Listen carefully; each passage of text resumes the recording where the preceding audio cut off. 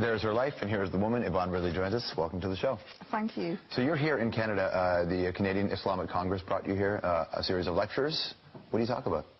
I've been talking about Islamophobia, women in Islam, feminism, Islamic issues, the wars. For people who don't know your story, when they first hear the story, they go, what? Yeah. What happened? Captured by the Taliban, all of a sudden makes a promise to them on her way out that she'd read the Quran, and next thing you know, a convert. That's right. That's it in a nutshell. But basically, I was trying to think of a way to get out of this situation, absolutely terrifying. And I promised them, you know, if you let me go, I will read the Quran. I would have promised to have learned Swahili backwards if they would just let me go. Think how different your life would have been if that was your promise, though. Yeah, so I started reading the Quran. It was an academic exercise more than anything else, because as a journalist covering the Middle East and Asia, it was shocking that I knew so little about a faith which was clearly, you know, a way of life for these people. And that academic exercise gradually turned into a spiritual journey, and, you know, nearly 2-3 years later, I converted to Islam. Your first husband was Islamic? The father of my daughter, he was a Sunni Muslim. Yeah.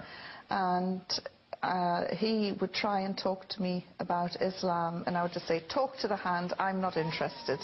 Thankfully, he was very tolerant, and we're still very good friends. Obviously, we've got, you know, our daughter in common. And I called him and I said, why did you never tell me about this great faith?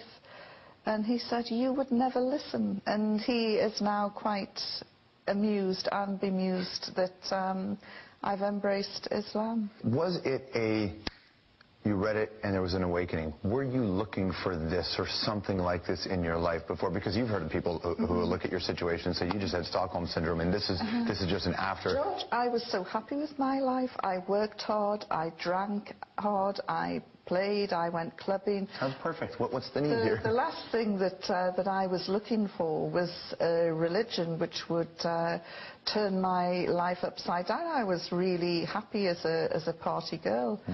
So I wasn't looking for anything. And but things started to resonate, and I started to look into it more, especially with regards to the rights of women, and was completely floored by what I was reading. I know people have said, you know, oh, classic case of Stockholm Syndrome, but I've actually looked into that because I've been asked to present a program about Stockholm Syndrome, and you have to bond with your captors. Now, I was only there 10 days, and during those 10 days, I was the prisoner from hell. I spit on them, right? Yeah, spat at them, swore at them, threw things at them.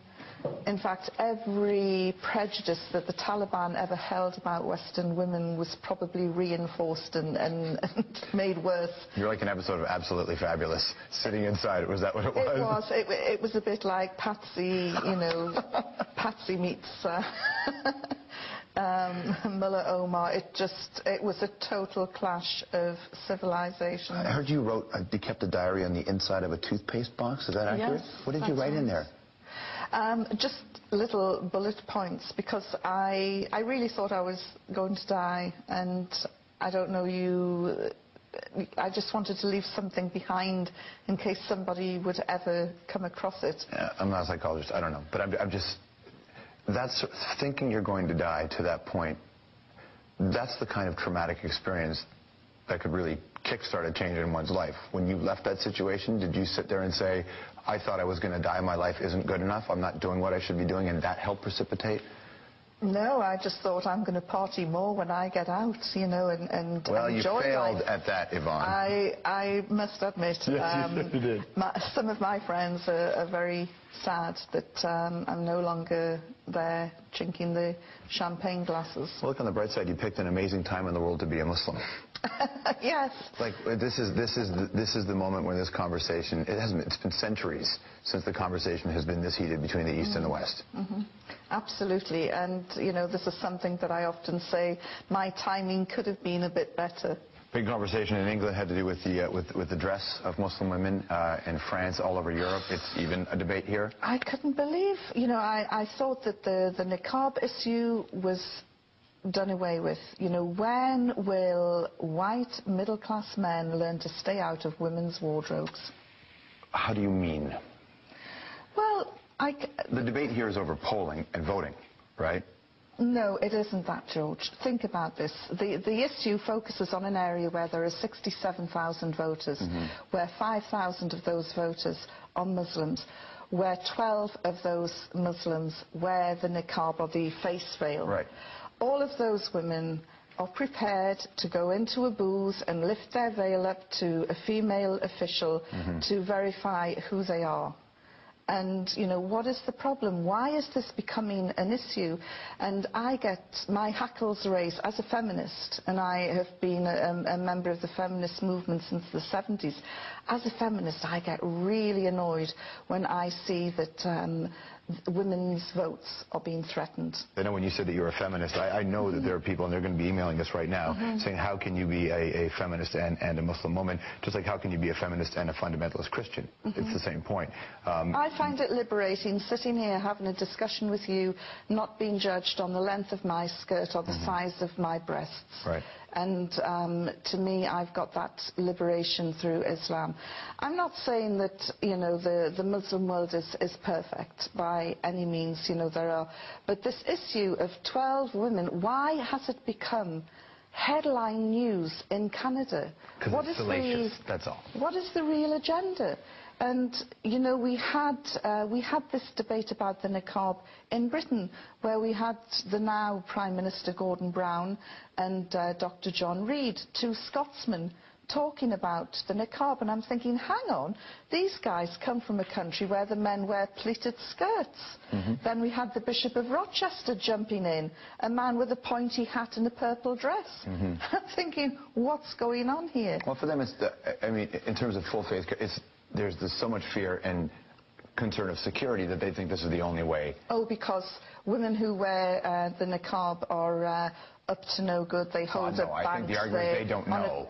The argument is that I'm not defending. I'm saying this is the other side of the coin, which is people say if you are, what do you do in a country where people are scared now, and do they have any right to be scared? I get scared when I see drunken men in the street. So do we ban alcohol? Of course we don't. I get scared sometimes. But it's illegal to be drunk in the street in some places. I get scared sometimes when I see some people with tattoos on their face. Not many, but there are some who have these tattoos on their face, or all the face piercings. But, you know, we shouldn't be judgmental. And, you know, if you're scared of a mask, you know, what about Batman? What about Spider-Man? Oh, come on now. You're missing the point. What about your fireman, your surgeon, your welder? Lots of people are afraid of the dentist. Lots of people are afraid of the dentist with that, and it's not the mask, it's the drill. But the argument that the side would make is that there is not a current war happening with face-tattooed people who are, in the name of Paul Booth, a great tattoo artist, engaged in a battle. That's not the same thing as what this discussion is, though, right? Well, I don't know of any war that's involving women who wear niqabs. It's an interesting conversation for you to have every day, isn't it? As I say, I was really sad that to see headlines that I thought were consigned to the bin last year being resurrected in Canada. And, you know, Canada is a country with a tremendous reputation for tolerance, for cultural integration, and it was just really sad to see that here. Are they terrorists to you, the Taliban? You know, I hate the word terrorism. As a journalist, I would love just to pick up the word terror. It's meaningless. Well, it assigns an emotional value, which takes the journalism Nelson Mandela was called a terrorist. Right. He is now the most revered statesman alive today. There are so-called Irish terrorists in government now, sitting down, working on a day-to-day basis in the British Parliament. You know, the word is absolutely meaningless. Thanks for your time today. Thank you. Yvonne Ridley. The Hour will be right back.